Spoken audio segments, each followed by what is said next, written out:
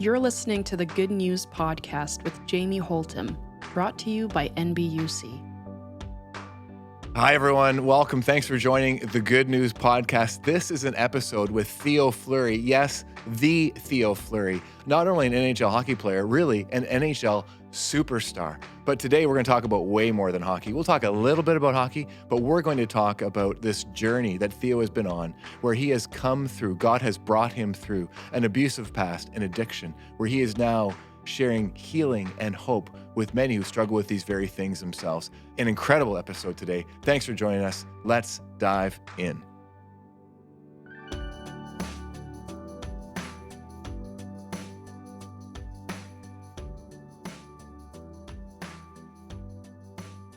Welcome, everyone. Thanks for joining us today on the Good News Podcast. We always have special guests, and it's just a privilege to be a part of this podcast. But today is even more special. We've got Theo Fleury with us. And some of you will be saying, do you mean the Theo Fleury? And yes, absolutely, this is the Theo Fleury. Some of you actually may not know who Theo is because not everybody's a hockey fan. We get that. But I'm telling you, this guy is legit. Like look him up. Look up some of the highlights. It is incredible. We're talking Stanley Cups. We're talking Olympic medals. We're talking playing for Team Canada. And Theo, as we just said, as we were warming up here before we started, really impressed with that. But I got to tell you, the thing I'm most impressed with, maybe your biggest goal in my mind, would be where you are today and the way you're using your past to bless others. And so we're going to talk all about that. We also have Troy Colmer with us. Troy is a part of NBUC, and Troy is the one who introduced us to Theo. We're going to get into that story as well. Friends, we are in for a good ride today. Again, so glad you could join us. Theo, maybe just as a place to start, I'm reading your book called Playing with Fire, and friends, highly recommend this book. Please pick it up. Check it out. It goes into greater detail than we'll be able to dive into today. But Theo, I had no idea of the extent and the depth of the abuse and the very, very challenging upbringing that you had. And then so just maybe, a little bit about that, but really then how you've shifted to a place today where you're really trying to help across North America, the mental health movement and people with addiction. Yeah. Yeah, it's it's been a pretty wild ride. But I've been able to sort of find some peace and joy and some happiness and serenity. And I think, let's face it, the biggest epidemic on the planet is not COVID-19. It is trauma, it is mental health, and it is addiction. And, we've had more opioid deaths, we've had more suicides, and we've had COVID deaths. And so, there are certain people, certain leaders around the world that say we have a systemic racist problem. And I would say we have a systemic trauma problem. And, every person I work with who has mental health challenges, every person I work with who has addiction issues has a significant trauma history, which pushes them right into the mental health space and the addiction space. And for some reason, we haven't connected those dots. And, the reason why there's so much stigma, around the subject is because there's no place for trauma, right? And, when I wrote in my book about my significant trauma experiences, I got run over. I got run over by people. And everywhere I went, 5, 10, 15, 20 people were coming up to every book table or every speaking engagement or workshop that I was doing and say, hey, man, I read your book. You told my story. Wow. Me too. Right. And so, that vulnerability in which I told my story, because I laid it out, I laid it all out. And that vulnerability created safety. Yeah.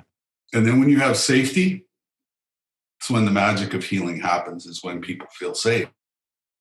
we're living in a time and space where it's all about fear. Mm-hmm. That's all we see. You turn on the TV, it's fear, it's fear, it's fear, it's fear, it's fear. They just keep hammering that fear, and when people are living in fear, that's when all of their issues come to the forefront. And that's why we're seeing,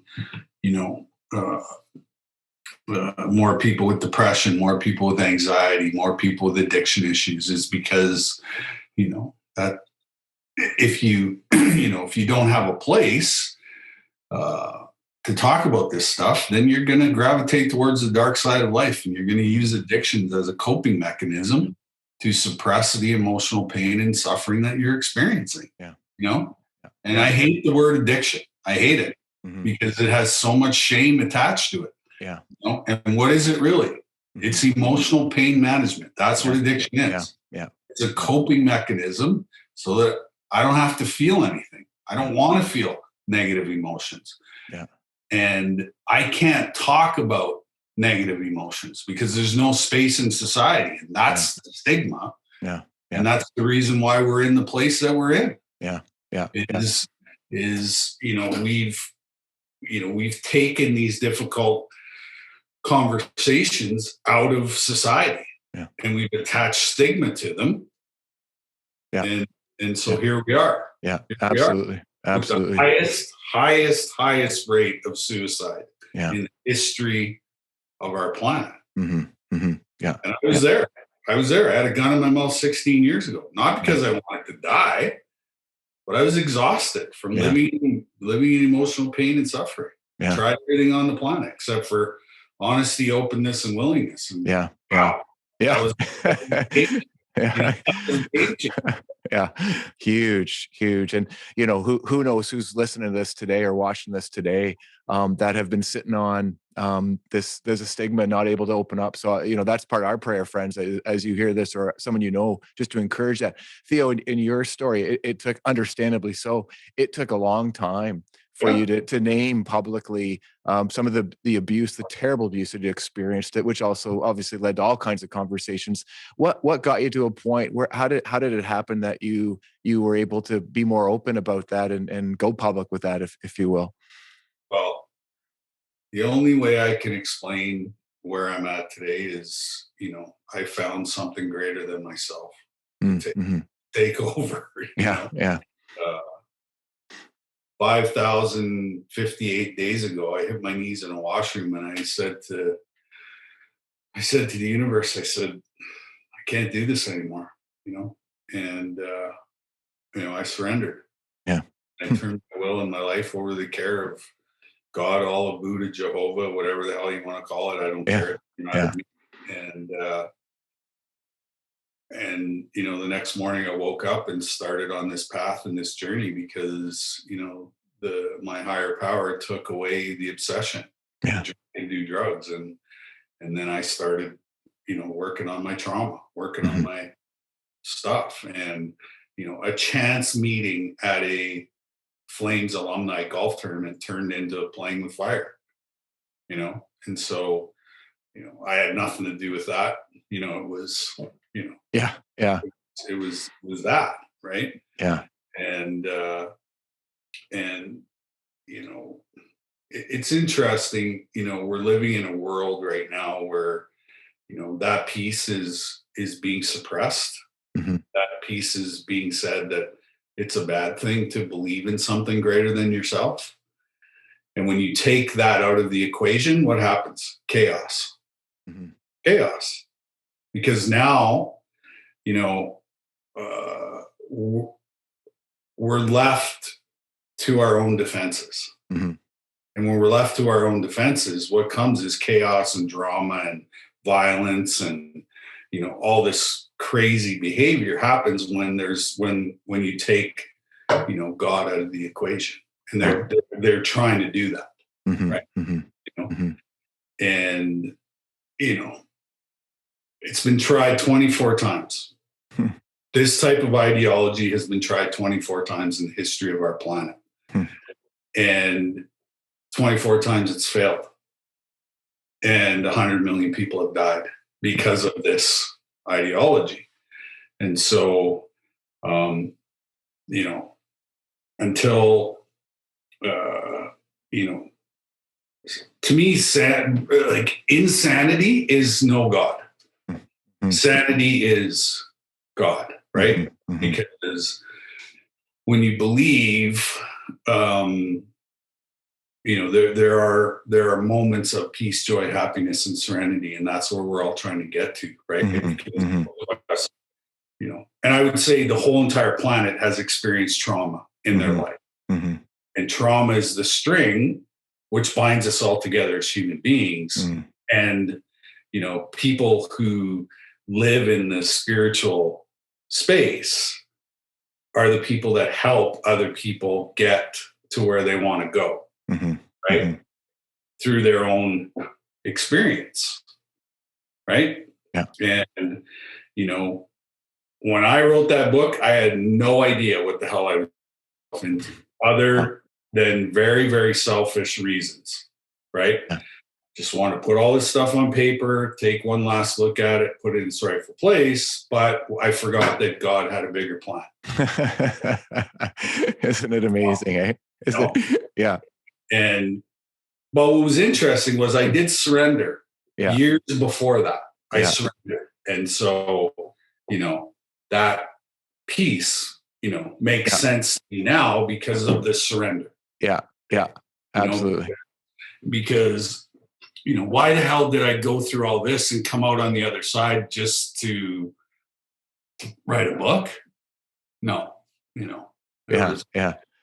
So there was a bigger plan. Yeah, for sure. It's amazing as you look back at your life and just see these things coming together that you just have no idea as it's happening. You just take the right next step and see where it might go, which sounds like you've done all the way along here on this healing journey that you've been on, that God has had you on. Theo, you mentioned a chance encounter at a Flames alumni that kind of led to the book. I'd love to hear about that. And then even the writing of the book.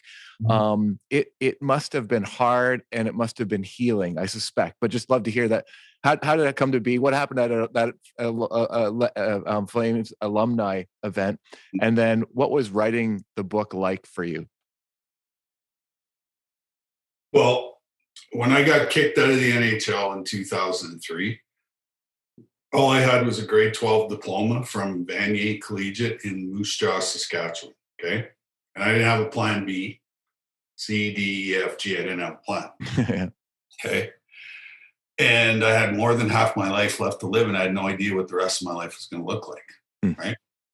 And I show up at this Flames alumni golf tournament, and I run into an old reporter that used to cover the team, and I hadn't seen him in, I don't know, probably eight years. And first thing he asked me, he says, "What are you doing?" I said, "I'm doing absolutely nothing." And so we go back and forth, make small talk. End of the conversation, I say to him, "Do you know anybody be interested in writing a book with me?" And he says, "Funny you should ask." He says, "My wife is a writer." I was like, wow, okay. So 3 days after that conversation, I met with Kirsty.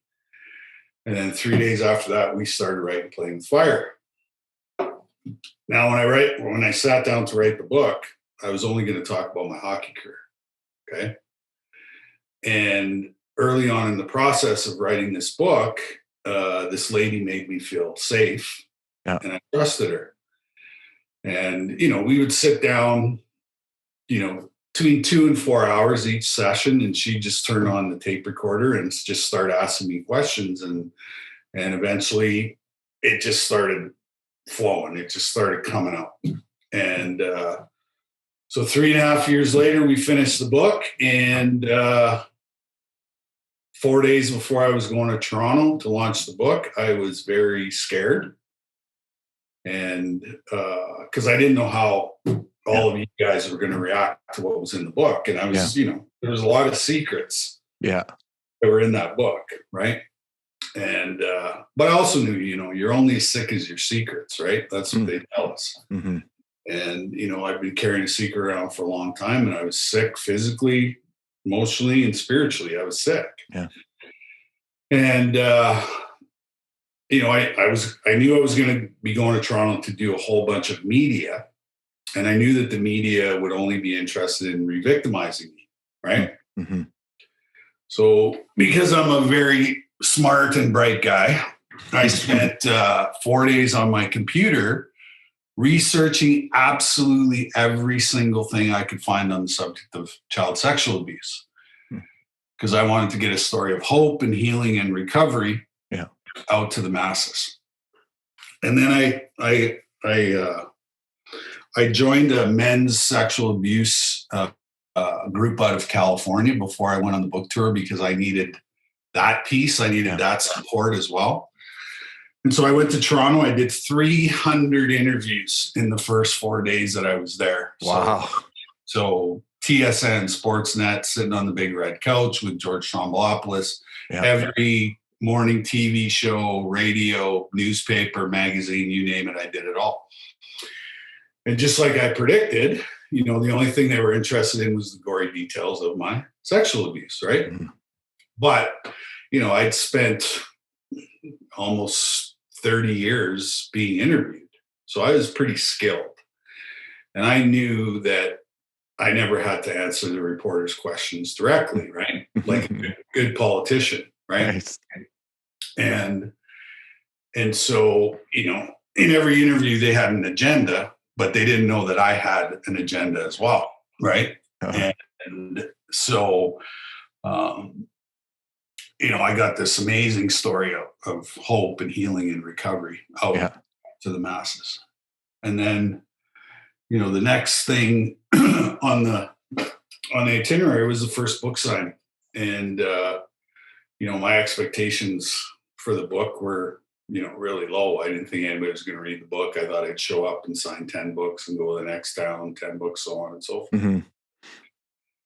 So the first book signing was at the biggest Indigo chapter store in all of Canada, downtown Toronto. And I walked front doors of the bookstore, and there's 400 people standing in line with my book. And I'm like, oh, wow. What are all these people doing here, right? And so I sit down at the book table and I start signing books, and out of the corner of my eye, I spot this guy in line.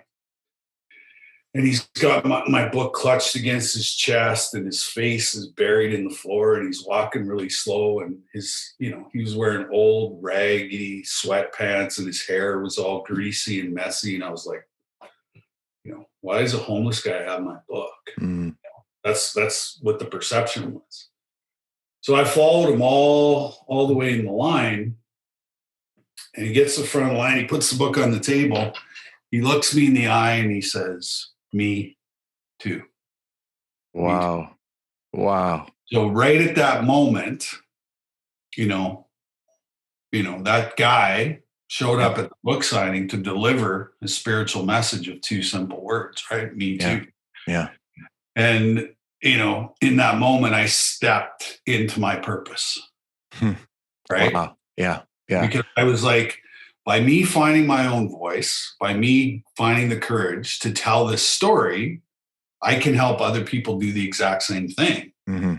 And, we're now 13 years into this new life. And I would say probably 1 million people have directly or indirectly said those two words to me, and so it's been amazing. That's if I wasn't, if I didn't surrender, I don't think it would have taken me a lot longer to get to the purpose. Yeah. And the reason why I had the experience with my parents, and the reason why I had my experience with my abusers. And then, what happened? Yeah. I took over the abuse, and I abused myself for a long time. Right. And, when I hit my knees in the washroom the night before I got sober, I was finally ready for the help that was coming. And, since that day, it's been the greatest journey of my life, and probably the most rewarding. Yeah. Right? Yeah. Yeah. And, I would I would give back all my hockey success to be able to do what I do every day, because ultimately, we're all here to be of service. Yeah. Oh, to each other. yeah, absolutely. Yeah. Theo, man, thank you so much. That's amazing. My guess is for you, what I'm hearing is if all that you did to put this book together and share your story was just for that one guy that came up to you and said, "Me too," it would be worth it. The fact that yeah, right, absolutely, totally get it.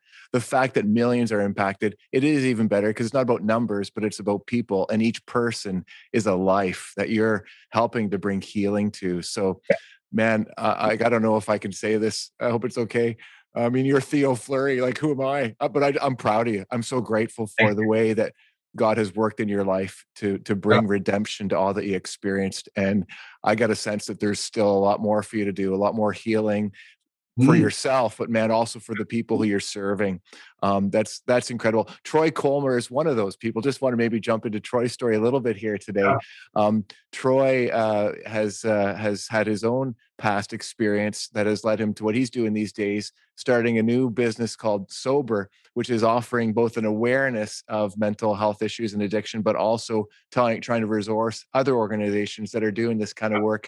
Troy, tell us a little bit about just the incredible way that you met Theo. And I think that says a lot about Theo too, the way he responded to your, you reached out and here we are today, and here you guys are doing some stuff together. Yeah.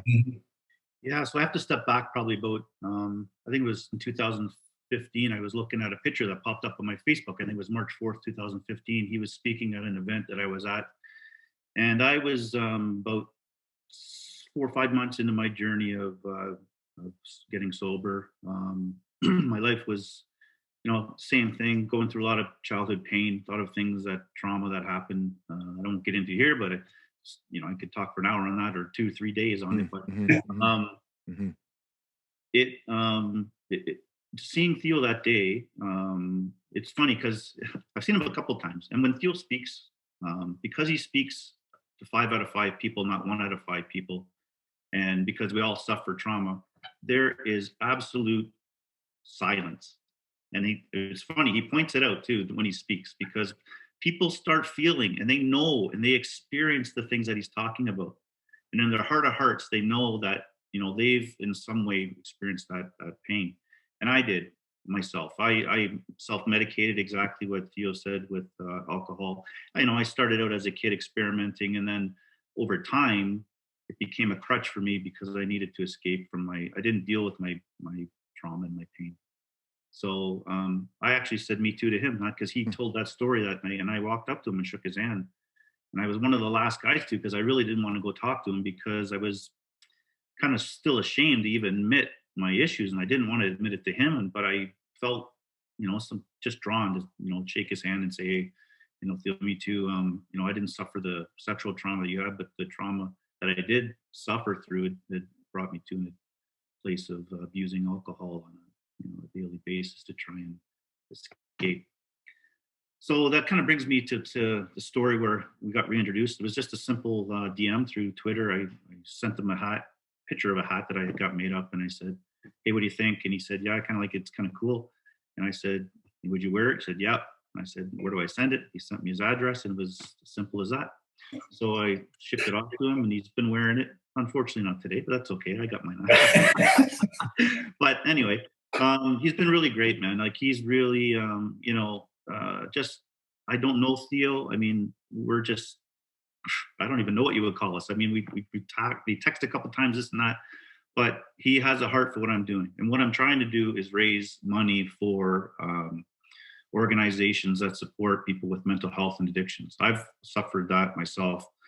And I know, because I'm very lucky, I have benefits and stuff, and I've been able to approach and go to psychologists and psychotherapy and that type of thing, and really dig into why I drank.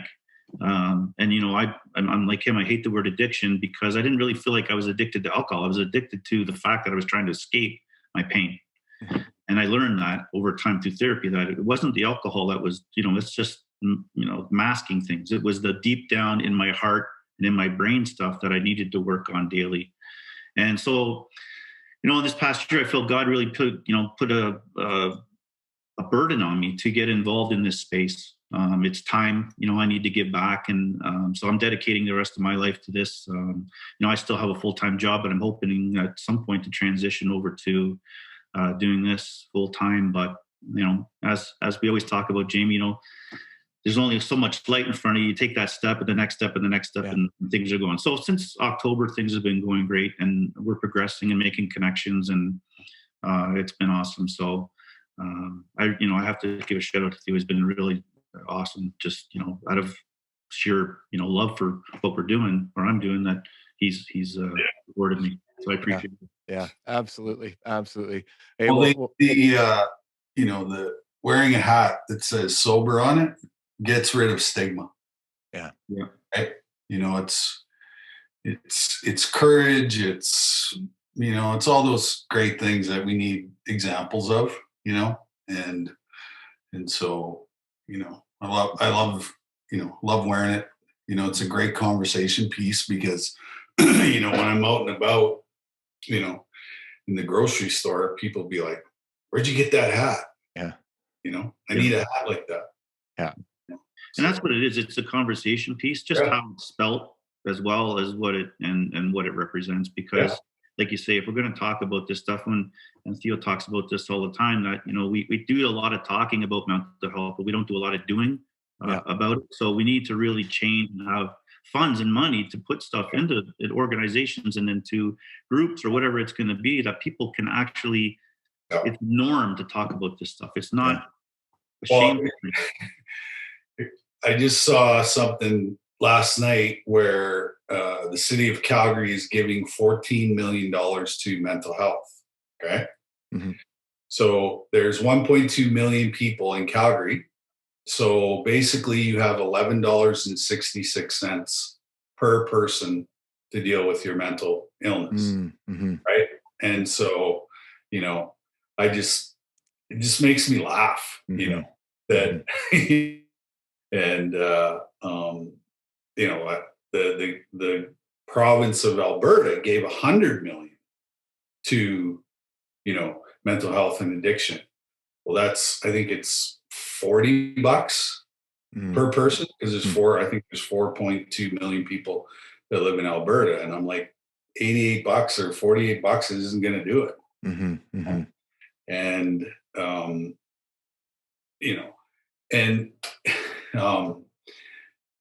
the only way out of this is community. Yeah. Community, right? Yeah. Which is ultimately what the church is all about. Yeah. Right. Yeah. It's a gathering. You're going to see the same people. You get to catch up. Talk about the issues and all that, right? And so the cheapest therapy and the best kind of therapy that I've discovered is group therapy. Mm-hmm. Okay. So you get a bunch of people in a room and you use vulnerability, so storytelling, to create safety. And then once you have safety in the room, it's unbelievable. People just start popping up all over the place. And I'll tell you an unbelievable story of experiencing this in real time. So, I wrote a second book called Conversations with the Rattlesnake, and it was with a very incredible occupational therapist who has, several different specialties. And one of them is neuroscience.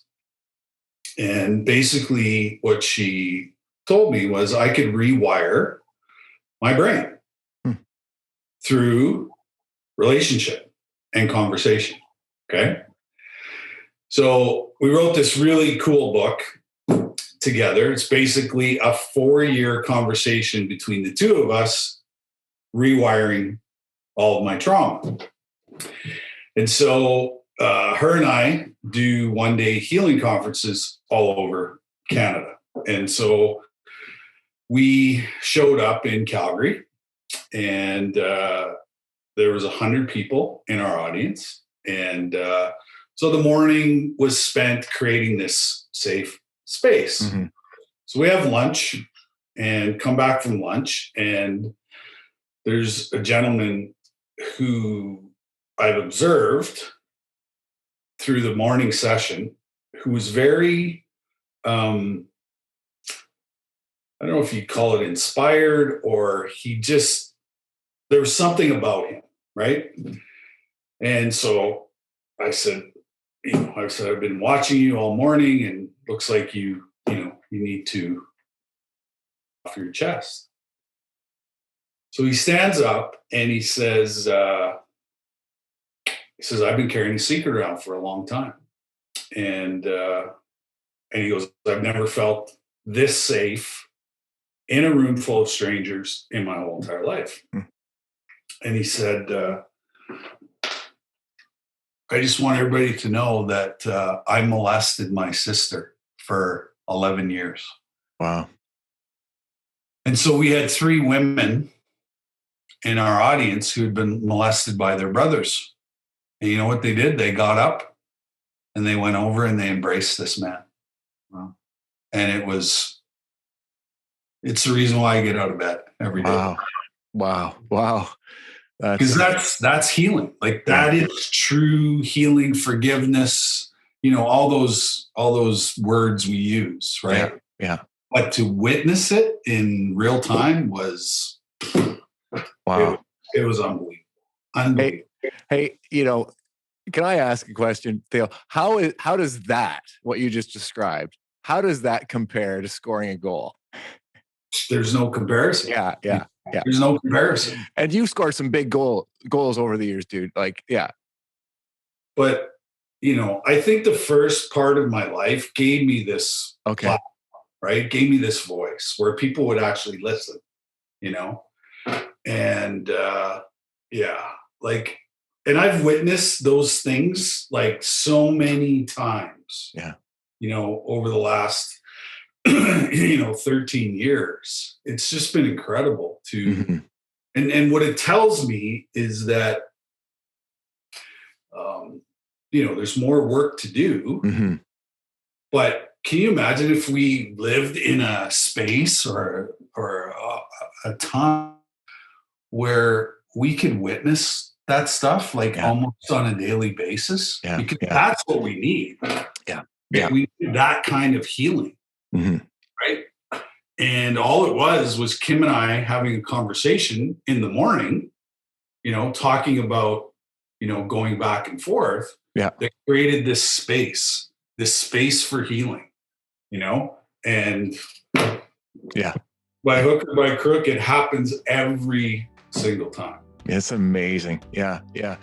Friends, what an amazing conversation with Theo Fleury. We will continue this next week in part 2. Please, you won't want to miss it.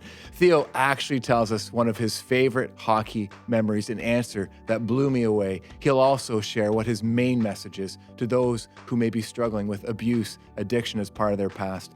That message of surrender will continue to be at the heart of his story. Again, join us for next week as we continue part 2 with Theo Fleury.